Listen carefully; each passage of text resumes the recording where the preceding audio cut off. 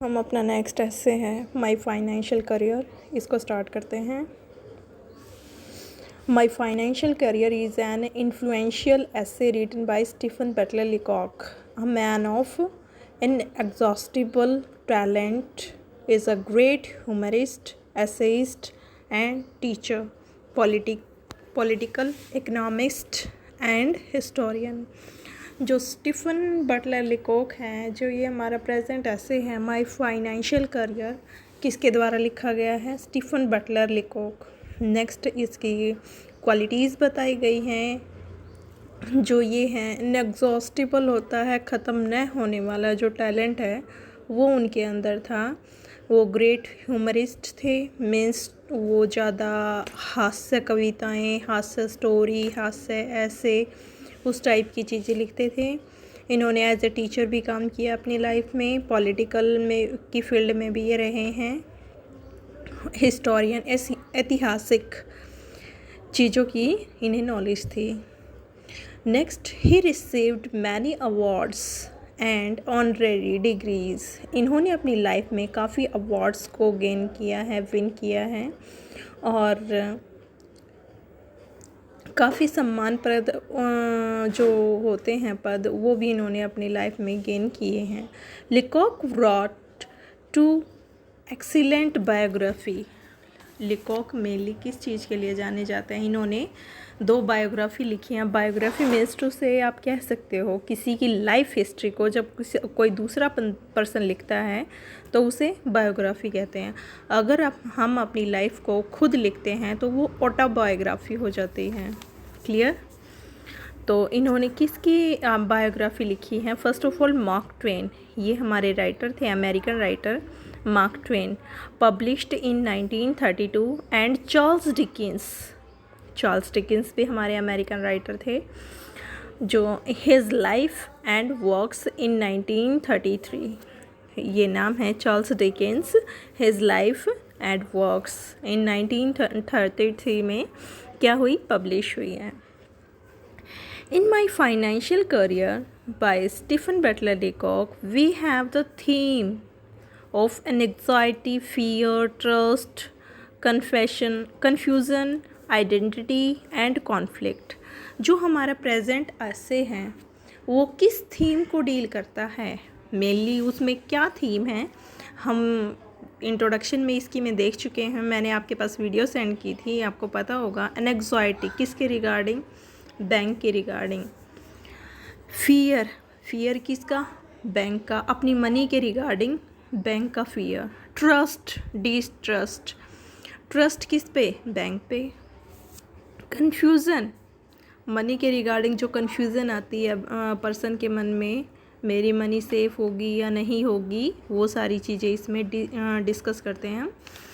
Conflict होते हैं, ये झगड़े, इश्यूज़ जो बैंक के रिगार्डिंग होते हैं, मनी के रिगार्डिंग होते हैं, ये सारी चीज़ें राइटर खुद के थ्रू एक अपना एक्सपीरियंस शेयर करता है, अपने एक्सपीरियंस को ऐसे के थ्रू शेयर करता है।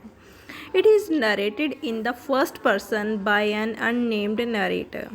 First person means to say अगर खुद का एक्सपीरियंस होता है तो वो खुद ही बोलता है, जो नरेट करता है। नरेटर किसे कहते हैं? फर्स्ट ऑफ ऑल नरेटर उसे कहते हैं जो नरेट करता है। तो फर्स्ट पर्सन नरेटर का मीन्स इससे क्या मतलब है हमारा? मीन्स एक ही पर्सन है जो कि ये सारी जो इंसिडेंट्स को कन्वे करता है, कोई दूसरा पर्सन नहीं है। First person narrator.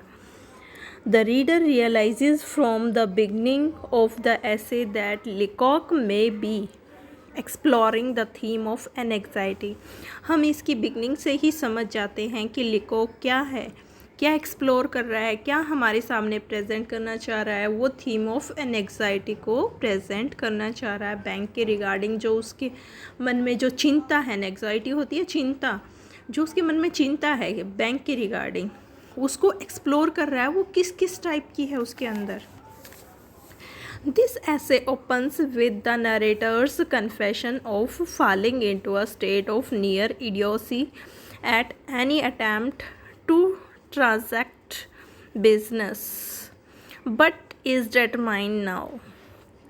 क्या कहता है? दिस ऐसे ओपन्स, जब ऐसे ओपन होता है मीन स्टार्ट होता है तो नरेटर क्या है, कन्फेस करता है कि वो किस स्टेट में है। इडियोसी मीन्स एक मूर्खतापूर्ण वाली कन्फ्यूज़न की स्टेट में है कि मैं क्या करूं, मेरे पास जो मनी है उससे मैं अपना नया बिजनेस स्टार्ट करूं या अपनी मनी को बैंक में सेव करूं।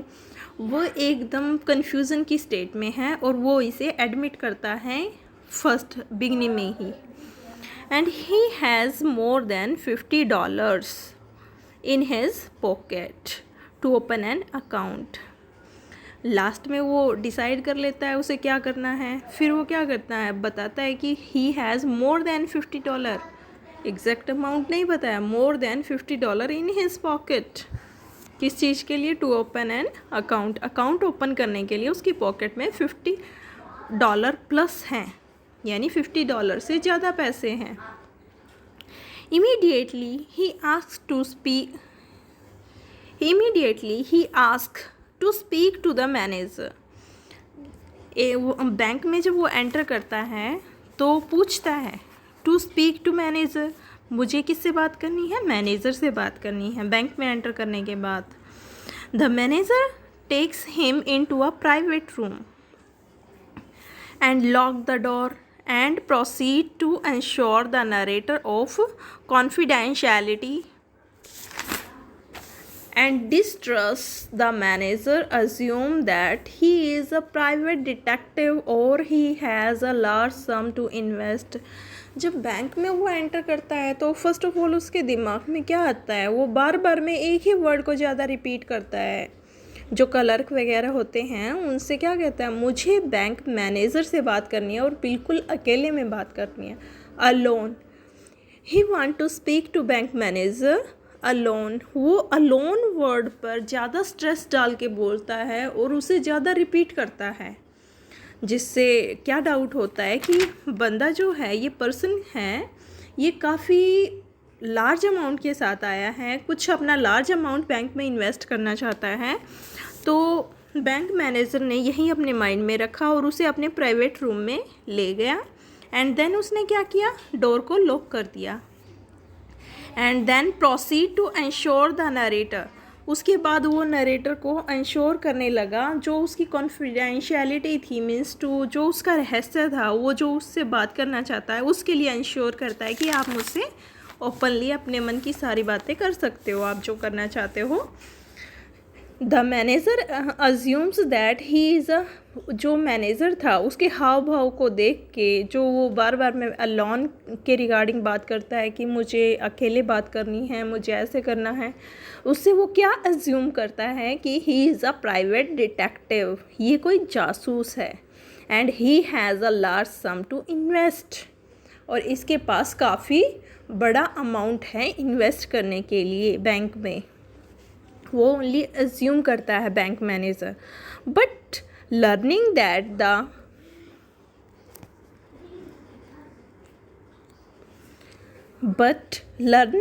द नरेटर हैज़ ओनली $56, लेकिन जब उसे, जैसे ही नरेटर एक्सप्लेन करता है उसके पास कितना अमाउंट है, वो क्या करना चाहता है, उसकी सैलरी कैसे इंक्रीज़ हुई है, कितनी हुई है, तो उसे पता चलता है कि उसके पास ओनली $56 हैं। देन तभी उसके बिहेवियर में टर्न आ जाता है। He unkindly turns him over to the clerk. उसे पता लगने पर वो क्या करता है, मन में सोचता है कि इतने ही, ये छोटा सा अमाउंट लेके मुझे इतना डिस्टर्ब किया, मेरा इतना टाइम वेस्ट किया। वो अनकाइंडली मीन्स क्रूरता से उसकी तरफ से टर्न कर लेता है और उसे क्लर्क से मिलने को बोलता है। जैसे ही उसे अमाउंट के बारे में पता चल जाता है, उसका बिहेवियर उसके लिए बिल्कुल चेंज हो जाता है। It is as though the narrator is a man of no importance to the bank manager. ये क्यों हुआ, उसका बिहेवियर क्यों चेंज हुआ, क्योंकि उसके पास ओनली $56 थे, जो कि एक छोटा सा अमाउंट था।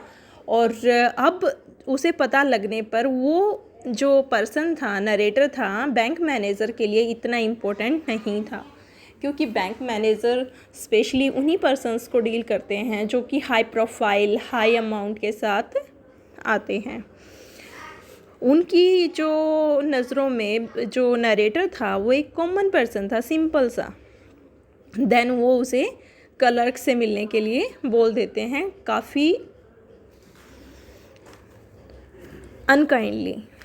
देन बेटा ये जो बैंक लिखा है ये बच्चे ने अपनी अकॉर्डिंगली एडजस्ट करके लिखा है, क्योंकि हमारा जो नेक्स्ट पैराग्राफ है जो बैंक का एटीट्यूड होता है पर्सन्स के रिगार्डिंग, उसको शो करने के लिए ये पैराग्राफ है। इसीलिए बच्चे ने अपने लर्निंग के पॉइंट ऑफ व्यू से बैंक यहाँ पे हेडिंग दी है, अदरवाइज़ हमने कोई हेडिंग नहीं दी है इसे। Okay, the bank needs the individual to exist yet it does not treat the narrator as a customer but more as a hindrance. यहाँ पे जो प्रेजेंट में बैंक की सिचुएशन है, बैंक क्या करते हैं, फर्स्ट ऑफ ऑल तो देखो बैंक को हर एक इंडिविजुअल पर्सन की क्या होती है, ज़रूरत होती है। विदाउट एनी इंडिविजुअल क्या एग्जिस्ट कर पाएगा बैंक? बिल्कुल भी नहीं कर पाएगा, क्योंकि जो हमारा पैसा होता है उसी से तो बैंक सरवाइव करता है, उसी के थ्रू तो वो आगे अपने फर्दर बिजनेस चलाता है। The bank need the individual, उसे हर एक इंडिविजुअल की ज़रूरत होती है, किस चीज़ के लिए? टू एग्जिस्ट, चलते रहने के लिए। Yet it does not treat the narrator as a customer, लेकिन फिर भी वो क्या करते हैं, वो जो नरेटर को कैसे ट्रीट करते हैं, कैसे ट्रीट नहीं करते। Does not treat the narrator as a customer, वो नरेटर को एज अ कस्टमर भी ट्रीट नहीं करते, बट कैसे ट्रीट करते हैं, but more as a hindrance. Hindrance होती है एक बाधा, वो नरेटर को कैसे डील करते हैं, एक बाधा के रूप में। क्यों? उस सभी के सभी जितने एम्प्लॉयज़ थे बैंक में, वो नरेटर को क्या समझते हैं कि ये एक और बड़ी प्रॉब्लम हमारे सामने आ गई, हमें डिस्टर्बेंस हमारे काम में क्या क्रिएट कर रही है, डिस्टर्बेंस क्रिएट कर रही है। तो वो कैसे नरेटर को डील कर रहे थे, as a hindrance, as a problem. Next है हमारा, at no stage in the essay does the reader sense that there is a personal touch being administered by any of the people employed by the bank। क्या बता रहे हैं, इस ऐसे में कोई भी ऐसी स्टेज नहीं है जहाँ की हमें रीडर को क्या फील हो कि जो भी बैंक के एम्प्लॉय हैं, वो बैंक के एम्प्लॉय किसी भी कस्टमर के साथ कोई पर्सनल टच रखते हैं। ऐसी कोई एक भी स्टेज नहीं है, मीन्स ऑल ओवर पूरे ऐसे में हमें देखने को मिलता है कि जो भी बैंक के एम्प्लॉय हैं वो कस्टमर के साथ क्या है, बैड बिहेवियर रखते हैं, उनके साथ कोई पर्सनल टच नहीं रखते। नेक्स्ट है, it is though all concerned about to look at the narrator as being a problem rather than being as a asset to the bank। और ये क्या है, it is though all concerned, सभी के सभी क्या सोचते हैं, to look at the narrator, narrator को क्या देखते हैं, एक प्रॉब्लम के रूप में देखते हैं, ना कि एक एसेट। एसेट होता है एक साधन, संपत्ति, बैंक के लिए एक संपत्ति के रूप में नहीं देख रहे, वो उसे प्रॉब्लम के रूप में देखते हैं। संपत्ति मीन्स टू से आप कह सकते हो उसके पास कितने $56 है। आपको भी पता है एक बूंद बूंद से घड़ा भरता है, छोटे छोटे अमाउंट से मिलकर ही तो बड़ा अमाउंट क्रिएट करते हैं। तो उनके लिए तो एक एसेट है, वो संपत्ति है, लेकिन वो उसे एसेट की तरह डील नहीं करते, वो उसे एक प्रॉब्लम की रूप में देखते हैं। The bank does after all need the narrator's money in order to make a profit। Bank को क्या है, जो नरेटर की मनी है उसकी काफ़ी ज़रूरत है, लेकिन but doesn't treat him with respect, लेकिन फिर भी उसको रिस्पेक्ट के साथ वो नहीं देखते नरेटर को। The narrator is now flustered miss, एक मिनट, ये यहाँ पे बेटा ये इकट्ठा वर्ड है, मिस्टेकनिंग, एक मिनट, मिस्टेकनली, ये बेटा आपका जो वर्ड है ये इकट्ठा आएगा और यहाँ पे मिस्टेकनली आएगा। Walk into the safe and is eventually led to the clerk's window into which he throws the money. Then जब उसकी मैनेजर के साथ मीटिंग होती है, उसके बाद वो उसके साथ इल बिहेवियर, बैड बिहेवियर के साथ उसे बाहर निकाल देता है और क्लर्क के पास जाने को बोलता है। उसके बाद वो मिस्टेकनली मिस्टू से लड़खड़ाता हुआ कहाँ जाता है, क्लर्क की विंडो के पास जाता है और वहाँ पे जो विंडो होती है बैंक में, उसमें अपनी मनी को क्या थ्रस्ट कर देता है, उसकी तरफ धकेल देता है। When ensured that he had been deposited, जब उसे पूरा यकीन हो गया कि वो अपनी पूरी की पूरी मनी को जमा करा चुका है, the narrator quickly asked for a withdrawal slip, having only lost it moment before. कुछ ही क्षण पहले उसने जमा कराया है, लेकिन तभी की तभी नरेटर क्या करता है, आस्क पूछता है विड्रॉवल स्लिप के बारे में, निकालने वो स्लिप कहाँ है जिससे कि हम पैसे निकालते हैं। हैविंग ओनली लॉस्ट होता है जमा कराना, डिपॉजिट कराना।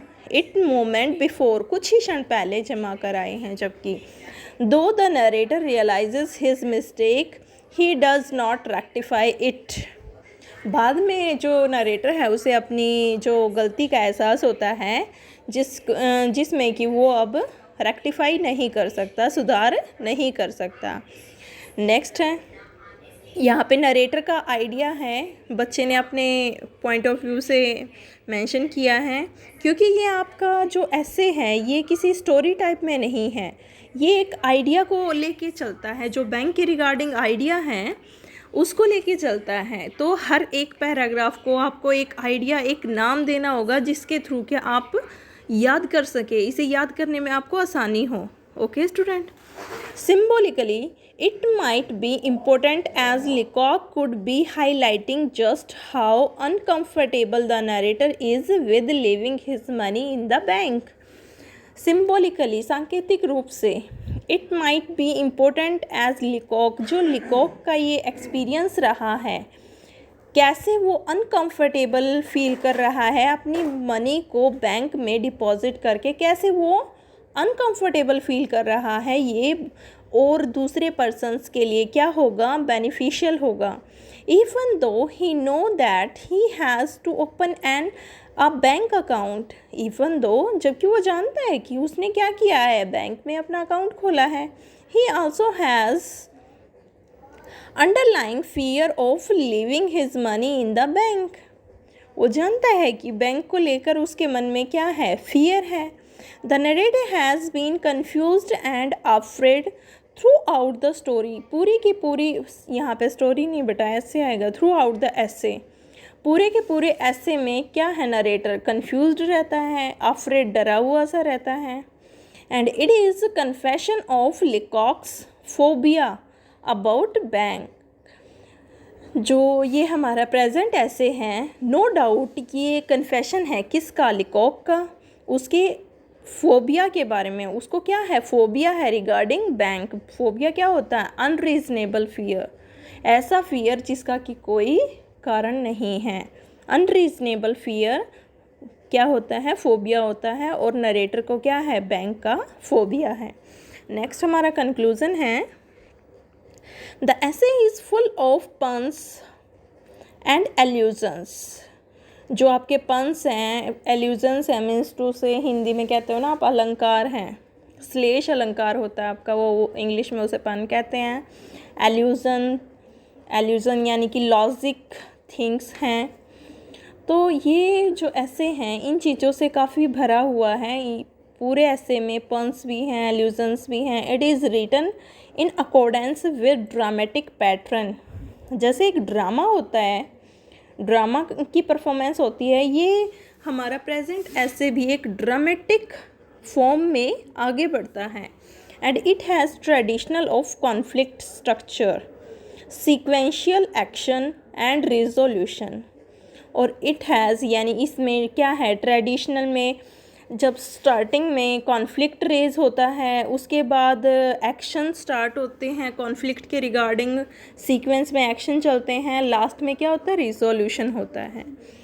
It shouts in length and simple in characterization, यहाँ पे बेटा ये इकट्ठा आएगा, कैरेक्टराइजेशन। जो कैरेक्टराइजेशन है, कैरेक्टराइजेशन मीन्स टू से जो कैरेक्टर की हमें इंफॉर्मेशन मिलती है वो एकदम क्लियर कट है। हम इजीली कैरेक्टर को जज कर पाते हैं कि हम जो नरेटर हैं उसकी परफॉर्मेंस को देख के बताते हैं कि ऑल ओवर ऐसे में वो कंफ्यूज रहता है, अफ्रेड होता है, तो उसी के थ्रू हम बता पाते हैं। Therefore, a conflict is stated at the beginning of a story developed by a series of scenes। Starting में बैंक के एंट्रेंस के साथ ही कॉन्फ्लिक्ट रेज हो जाता है, उसके बाद क्या है, सीरीज ऑफ सीन्स, लगातार कॉन्टीन्यूसली इवेंट चलते हैं, and resolve at the end, last में रिजॉल्व कैसे होता है, अपनी मनी को सबमिट कर देता है, नेक्स्ट उसी क्षण अपना निकलवा लेता है। Therefore, he concludes not to have any deal with a bank। Last में नरेटर क्या कंक्लूड करता है कि हमें बैंक के साथ कोई डीलिंग नहीं करनी चाहिए। Any more with his particular experience about bank, Leacock highlighting अपने पर्सनल जो एक्सपीरियंस के साथ लिकॉक क्या है, हमें एडवाइस देता है कि हमें बैंक के साथ कोई भी डीलिंग नहीं करनी चाहिए। Highlighting how an individual can distrust the institute, अपने पर्सनल एक्सपीरियंस के थ्रू वो बताता है कि कैसे एक इंडिविजुअल जो है बैंक पर डिस्ट्रस्ट करता है। ओके बेटा, ये हो गया आपका long question my financial career का।